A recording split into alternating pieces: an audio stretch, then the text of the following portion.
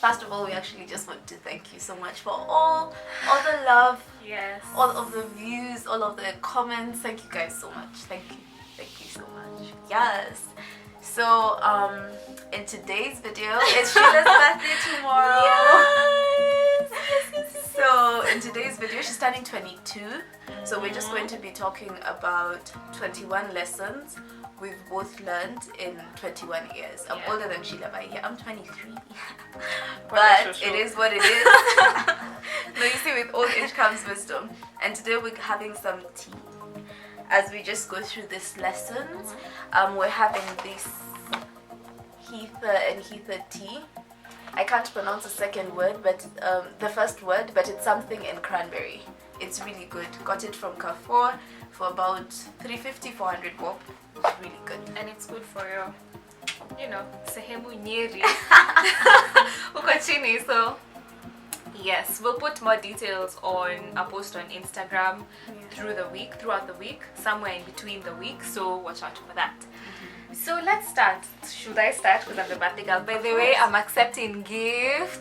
So if you feel like you want to send me a Glovo or something, I'll give you my address. So let's start. 21 lessons in 21 years. My first one is talk to God. Well, I'm not the most spiritual person out there, but I do believe that God answers prayers, because mine have been answered. Whether favorably or not, like whether I wanted it to be like that or not, they have been answered regardless. So I really do feel that, not when everything else fails, but you just need to tell God when you're doing something big, or to just guide you, because He does actually tell you. Most of us pray and we're like, our prayers are not answered because we have one answer in mind. Yeah, so if it's not that answer, then you don't want it. You have been answered, but you don't want to receive the answer. So I've just been talking to Him, trying to learn more about myself through Him, and just trying to build a relationship with Him. So far so good. I have so many questions still, so many questions unanswered, but I think so far so good. And my first lesson also happens to do with faith. So a little faith goes a really long way. Just believing in something. First of all, believing there's a higher being than you. Whether you call Him Allah, whether you call Him God, regardless of the name you call Him, as long as you believe there's a higher being at work with a higher purpose for you, and just having like when Jesus said the faith of a mustard seed, let me tell you, I am where I am because of God's grace and because of faith. Like everything I've received, all the blessings I've gotten, it's all just faith. So just believe in the tiniest things, believe in the good in this world, believe that there are good people and there are good things, believe that you will get ahead even without having to know anyone. You don't need a connection. Your connection is God, man. Like generally a little faith goes a really long way. Believing, just generally living on the believing as opposed to the non-believing side. I don't disagree or dispute with people questioning whether there is a God. It's understandable, but also questioning there must be a God, because all the nature, all the beautiful creatures and generally, like there's so much that shows us that God really is there. So I think just having a little faith goes a long way. Yes. Okay, preach up, Kogi. Can I say something? Well, Kogi is very. I was watching a former video on her laptop. So guess who sends a text? The mister, and he's like, good morning, queen, have a nice day shooting. I'm like, oh my god, people are being called queens, they have kingdoms. Wow! Maybe latex never received the battery fully charged. Oh my goodness. Anyway, so when she says blessings, not to say that her blessing is a man, but anyway, I'm so just happy to witness this type of love and intimacy and thoughtfulness. Oh my goodness. Anyway, yeah, I digress. Oh, now what walisema Kogi, they want to see your mans. Okay, let her livestock. You all will see him indefinitely. I guarantee you will see him. Okay. The next point for me is let it flow. In another life, Tony Braxton will be my auntie, and we HeyGirlKe are going to perform her song Let It Flow live for the rest of my life, because it has really come through for me, especially over the last year. Oh my god, when I'm feeling like crying, I listen to it. Okay, when I feel like crying, when I feel like I just can't, I'm unable to can, when I feel like I'm happy, when it's just my go-to song, and just let it flow. Everything will work out fine. You don't have to worry. You know, like yesterday I was telling my friend, if the birds of the air don't worry about what they're going to eat next, who are you with 2 hands and 2 legs, with a brain to worry about anything? And this really is a sermon to myself, because oh my god, I'm an overthinker and I'm a worrier. Oh, I worry about everything. So I'm just learning to let it go, let it be. What will happen will happen. You have literally no control over it. I mean, just let it be. And on that is to live life to the fullest. Hey guys, niligongwa na gari. Last year I was a moment. I was going to buy. I remember that time I was on diet, so I've just had my overnight oats in the morning, and I was on diet stroke intermittent fasting. So I was going from school to buy fruit. Hey, ushegongwa na gari ukashanga. Okay, where am I? What just happened? Who am I? Like, am I still alive? Like, what's happening? And that was just my it moment. I was like, I can't continue living a basic life. I need to live like today is the last day. Well, it doesn't happen every day, but I try to maximize on all my days. So let it flow, live life to the fullest. And is that a better wisdom? Oh yeah, treat yourself. Treat yourself. Oh, it's very hard, especially if you're earning money. And okay, me, I'm just stingy with my money, but every day I keep on telling myself I might die and this money will go to waste. So come by and buy, I'm going to spend. Yes. Actually, sometimes I think I'm an over-treat yourself person, and those people who are like, I worked out this whole week, I deserve 2 bottles of wine, I drank 2 liters of water this week, I deserve brunch. As in, I'm trying not to spend, but I'm also trying to pat myself on the back for the smallest thing. My second point is, it costs nothing to be kind. Because people, most of the time, I'll speak for myself, I used to associate kindness with spending money. Okay. So my partner and I have been listening to a series by Transformation Church called Ducks in a Row, which is basically about stewardship and generosity. And they call you out. They come to your house and they tell you, girl, this is what you've been doing wrong about when it comes to giving. So we decided to start doing random acts of kindness every week. So the first time I was like, do I pay for someone's mat? Someone's fare in a mat, like an older person. I had associated it with money. And then I happened to be on the stage, it was raining, there was this girl waiting for her swivel. She didn't have an umbrella, so I actually just went and shared it with her. At first she thought I wanted to rob her, man, because she was moving. She's like, rob me. I'm like, no, you're getting rained on and my umbrella can fit, because it wasn't a heavy rain. It was just like a consistent drizzle, which ends up, by the time you're leaving there, you're soaking wet. So generally, it didn't cost me anything. All I had to do is just move and cover her as I was also waiting for my mat. So generally, being kind doesn't necessarily have to cost you anything. So just be kind. And I don't know if you remember, but the first time we met, we were talking about what to be grateful about. You remember? After the session, then I really have this. She said to have grateful or such a jar, like a grateful jar. So you write gratitude, Jesus. So you write what you're grateful for and put it in the jar. So after a month or whatever period, you open and you just like read through what you've been grateful for. And I just was like, oh my goodness, this is so. I would write that for someone, for example, for you. Koge did this for me today, then take it to her so that she can see, because sometimes you're kind to someone and you don't know you're kind, and the person is not really in a position to tell you you're kind because they might be overwhelmed or they're just in a bad place or anything.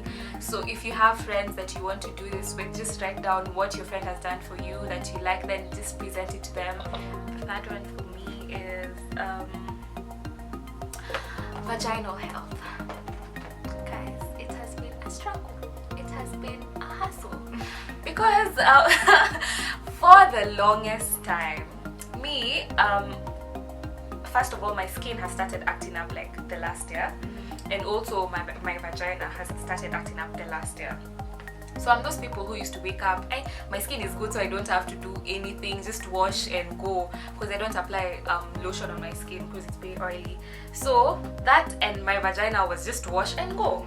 I didn't know at you need to sijui nini track your changes, anga sijui wear this, don't wear this, sijui akimi. I had no idea because nothing was wrong. I mean, until I got into medication, I was on really strong meds, and they really messed up with my pH system down there because they were antibiotics.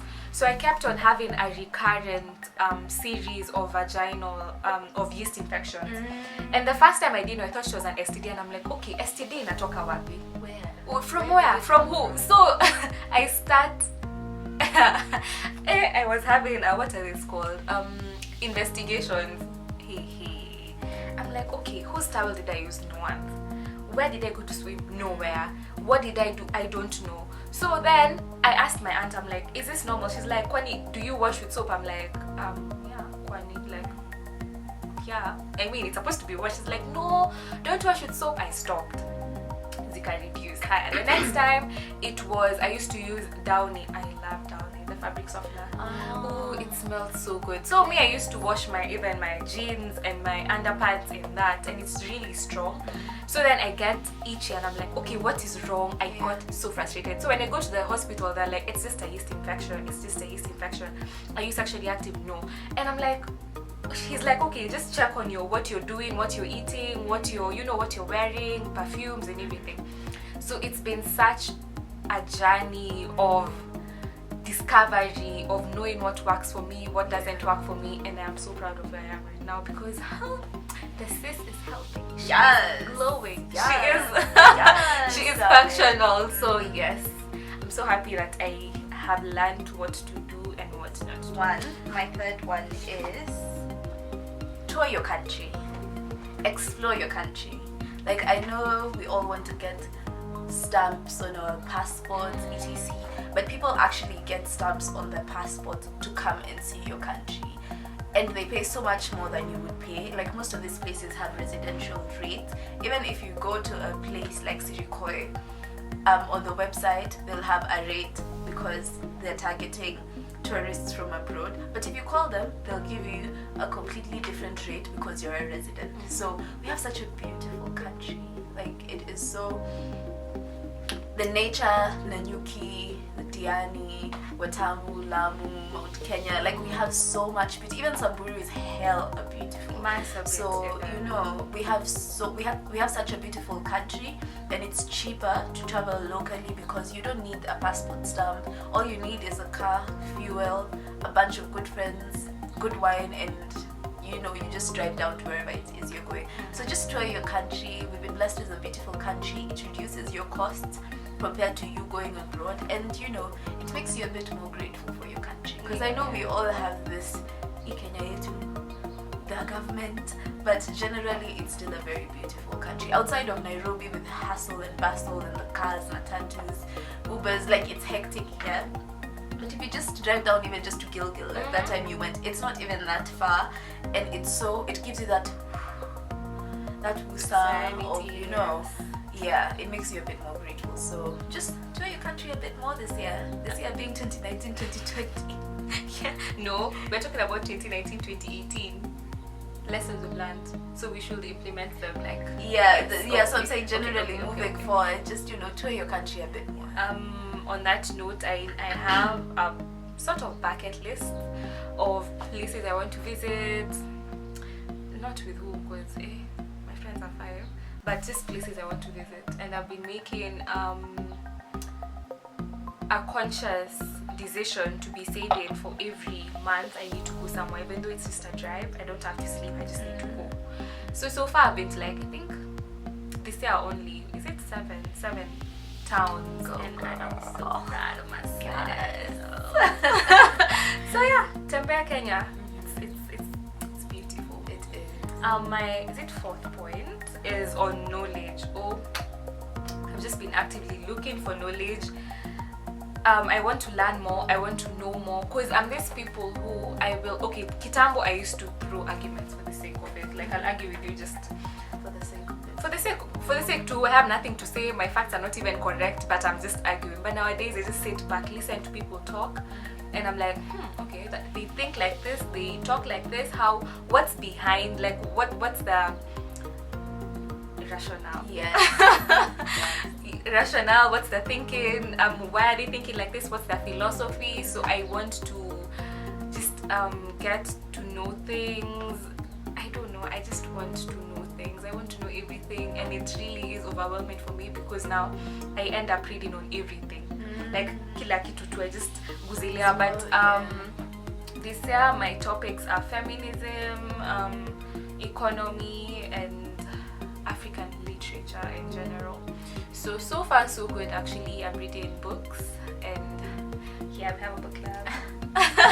So yeah, I'm normally on YouTube, documentaries, books, just listening to people, because people tell you a lot of things that you did not know. Also traveling, oh my god, it opens your mind. Because when I went to Eldoret, I thought it was a minute town, aka town to like Muranga, no offense, but it's a huge town. I was like, oh my god, where have I been? How didn't I know? Wow! Hey, literally that was I was like, yo, as in what, koapi? And yeah, I just want to know things. That's it. My fourth point is, this is such a big lesson, man, but as we grow older, you focus more on quality friendships than quantity friendships. Because even when we were younger, you used to call everyone your friend. You're like, this is my friend, this is my friend. People you're in high school with, people you're in uni with, like generally everyone will be your friend. But as you grow older, you realize you can have a whole bunch of people you talk to, but the only ones who are really, really your friends are like 5. You know, the people who come through for you, the people who you can call when you have a problem, or when you're celebrating something, or when something good happens. Generally, like quality friendship over quantity. Like, don't be that person who seeks to say, oh, all these people are my friends. Yet in truth, imagine utapata uko peke yako. As in, if shit hits the fan, like if you're doing well, your life is thriving, you know, business is good, everything is good, everyone is your friend. But let me tell you, when shit hits the fan, the people who stick there with you, those are the real friends. So personally, I have like 5 or 6 friends, like the actual people who are on my favorite list. And Bev and Bacha have been in my life for forever. Like, our folks know each other, like we've just been in each other's lives, and we've not just been, like, we don't talk every day. You don't need to talk to your friends every day, but to just make sure, like every month we try and enforce this thing where we have a meetup. Like now it's burger week, we go for burgers. When a movie comes out and we want to go for, or we want to watch, instead of watching it in the house, we just go to the cinema. Westgate always has deals. Like on Monday it's 600 bob for a movie ticket, a hot dog and popcorn, and a soda. So affordable things, but just nourishing those quality friendships over quantity ones. I do also, oh my god, I may have like, because you know, Ashley wants to plan whatever for my birthday. She's like, okay, Sheila, who are your friends? I'm like, you know, like for that in my circle, mine is a line. We're not enough to make a circle. And sometimes I am scared because I'm like, okay, I have 3 friends or 4 or 5. What happens when something happens to them? I'll be alone, I'll be left alone, you know, or it scares me, but at the same time I'm like, I don't have the strength to service more friendships. I can't, you know, like the way you'd call me, you're like, Sheila, let's go do this. If I had like 3 other people calling me, I'd be like, hey guys, because I'm an introvert-ish, so I need to recharge. I don't do well in social gatherings, so I am just happy with my friends because they do understand. Not every time, Sheila. It's okay to meet once a month, but you know, when I call you, you will come through for me. Because people, I don't fault people who meet every day. I mean, it's whatever, to each their own, but I can't be that person. Ati we meet every day. Ati hey, sijui let's go. Sijui ati now every nini ukifika home ati come. I'm like, no, I can't do that. So it really takes time to get friends who understand that it's okay not to talk every day. It's okay not to meet every day. It's okay not to, you know, but when we do meet, it's quality time. We catch up, we talk, we laugh, we even cry, we do whatever. Oh my god. Yes. Like so, with Bev and Matcha, I love them. I laugh the most I ever. Like, I laugh so much. I get tired of laughing. Yes. Because, you know, So it really is important to filter out. I mean, the older you get, the less energy you have for friends, the more energy you have for the hustle. But I mean, they need to understand that at this age, hustle comes first, then the other things come later, because we're all trying to secure the bag. So yes, get friends who nourish you, who feed your soul, but who still give you space. My last one actually is content creation. Oh Lord, this year has just been a roller coaster for me in terms of content creation, in terms of taking risks, in terms of financial organization. Hey, I've had to sit down with myself because I do what is it called? Reconciliation. Yes, I have to reconcile my budget often, so I need to check what am I spending on, where am I spending, where am I getting money, how is it going out, things like that. And I really am hard on myself because I need to save at the end of the day at Kama we're treating ourselves. So there are things I need to filter out, there are things I need to add on so that I make more money. It's always about making money, guys, because hey, we need to be independent. We need to get our money. Then also this year is the year I started monetizing my content. So drafting contracts, going for meetings, pitching my idea, being unapologetic about it. Oh, it's been a journey. It's been learning. It's been, hey, I've come from far, guys. Yes, and you're still going far, and I'm still going quite fast. So yeah, it's been such eye-opening experience for me. Then also taking risks. Like I quit my job early this year, and my parents are not having it. They're like, hey, what do you mean? What do you think? Please help us understand. Oh, najonanga ni nani by the way. Then, because you know it was a family business, my dad really took it personally. He was like, hey, I want to abandon them. As a firstborn, you need to be there for a family business. And I'm like, I don't want to do this. I can't deal, so I just need not to do this. I need to focus on myself. So that has been that. Guys, do you know I don't like wearing heels at all. Main reason is because this is so embarrassing. I fell down in my Thanksgiving in high school. Yeah, and you know I fell down. We were with my parents. Tunaenda hivi. I fell down walienda kwa nikama hatuko pamoja, tulikuja in different they're not my parents. As in, from then on I just have this, I feel the wearing heels. But they say, you know what, if we fall, we fall. If we die, we die. We're going to wear this. As in, I've just been more open to taking risks and just being out there. So I really like that about that. Yeah. My last point is something I lived by for a long time, and it's a constant reminder for myself that thoughts become things. It's the most simple statement, but a very life-changing quote. The thing you think of the most, it becomes reality. Of course, you can't think, I will get the job. You're not applying for anything and you just say, I will get the job. That won't work. It has to be practical, because if you're applying and you say, I will get the job and I'll get the job, you will get it. So it just basically is a reminder to myself to always be careful about what I think about myself, about my work, about my worth, like about life generally. It makes me focus more on the positive side, because the things you think of, they come to pass. You know, like those mornings you have a shitty day and then you're like, this will just be a bad day. Best believe this, it will be a bad day.